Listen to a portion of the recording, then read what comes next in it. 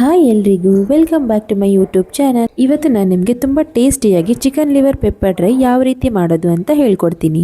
ನಾನು ಅರ್ಧ ಕೆಜಿ ಅಷ್ಟು ಚಿಕನ್ ಲಿವರ್ನ ಕ್ಲೀನ್ ಮಾಡಿ ತಗೊಂಡಿದ್ದೀನಿ. ಚಿಕನ್ ಲಿವರ್ ಪೆಪ್ಪರ್ ಡ್ರೈ ಮಾಡೋದಕ್ಕೆ ನಾನು ಇವಾಗ ಮೊದಲಿಗೆ ಒಂದು ಮಸಾಲಾನ ರೋಸ್ಟ್ ಮಾಡ್ಕೋಬೇಕು.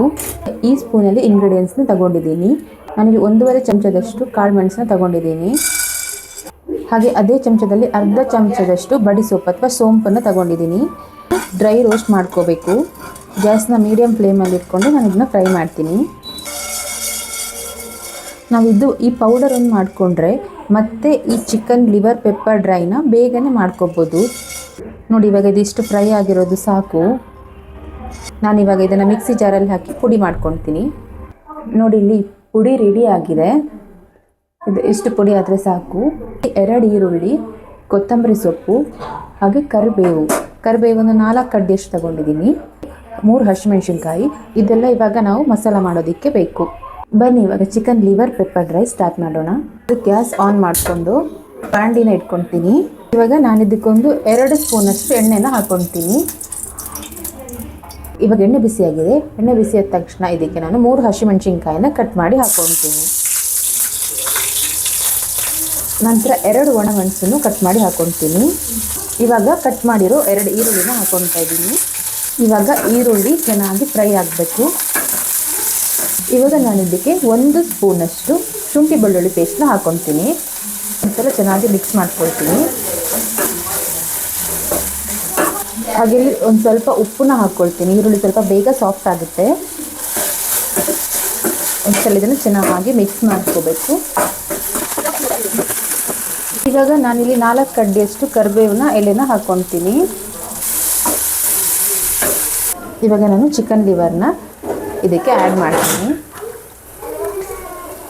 ಒಂದು 1/4 ಸ್ಪೂನಷ್ಟು ಅರಿಶಿಣ ಪುಡಿನ ಹಾಕ್ಕೊಳ್ತೀನಿ.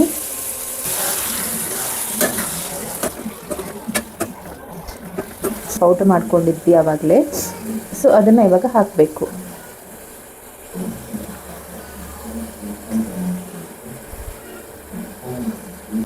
ಒಂದು ಸ್ಪೂನಷ್ಟು ಧನಿಯಾ ಪುಡಿನ ಹಾಕ್ಕೊಳ್ತೀನಿ. 1 ಸ್ಪೂನಷ್ಟು ಗರಂ ಮಸಾಲ ಪುಡಿನ ಹಾಕ್ಕೊಳ್ತೀನಿ. ಇದನ್ನು ಚೆನ್ನಾಗಿ ಮಿಕ್ಸ್ ಮಾಡ್ಕೋಬೇಕು. ಚಿಕನ್ ಪೆಪ್ಪರ್ ಫ್ರೈಗಿಂತನೂ ಬೇಗನೆ ಇದನ್ನು ಮಾಡ್ಕೋಬೋದು. ಇದಕ್ಕೊಂದು 1/4 ಲೋಟದಷ್ಟು ನೀರು ಹಾಕ್ಕೊಳ್ತೀನಿ. ರುಚಿಗೆ ಎಷ್ಟು ಬೇಕೋ ಅಷ್ಟು ಉಪ್ಪನ್ನು ಹಾಕ್ಕೋಬೇಕು. ನಾನು ಆವಾಗಲೇ ಒಂದು ಸಲ ಉಪ್ಪು ಹಾಕ್ಕೊಂಡೆ. ಇವಾಗ ನೀವು ನೋಡ್ಕೊಂಡು ಉಪ್ಪನ್ನು ಹಾಕ್ಕೊಳ್ಳಿ. ಇದಕ್ಕೆ ನೀರು ಹಾಕಾಯಿತು. ಇವಾಗ 1 ನಿಮಿಷ ಗ್ಯಾಸ್ನ ಮೀಡಿಯಮ್ ಫ್ಲೇಮಲ್ಲಿ ಇಟ್ಕೊಂಡು ಇದನ್ನ ಬೇಯಿಸ್ತೀನಿ. ಇವಾಗ ಇದು 1 ನಿಮಿಷ ಬೆಂದಿದೆ. ಇವಾಗ ಇದಕ್ಕೆ ನಾನು 1 ಸ್ಪೂನಷ್ಟು ಸೋಯಾ ಸಾಸ್ನ ಹಾಕ್ಕೊಳ್ತೀನಿ.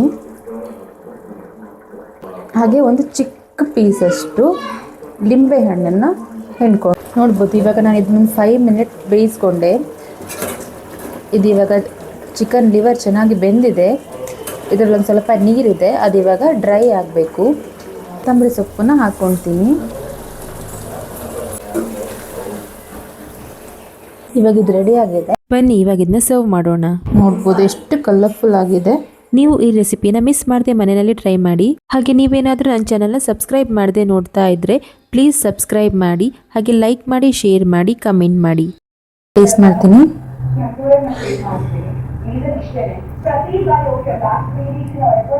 ತುಂಬ ಚೆನ್ನಾಗಿದೆ.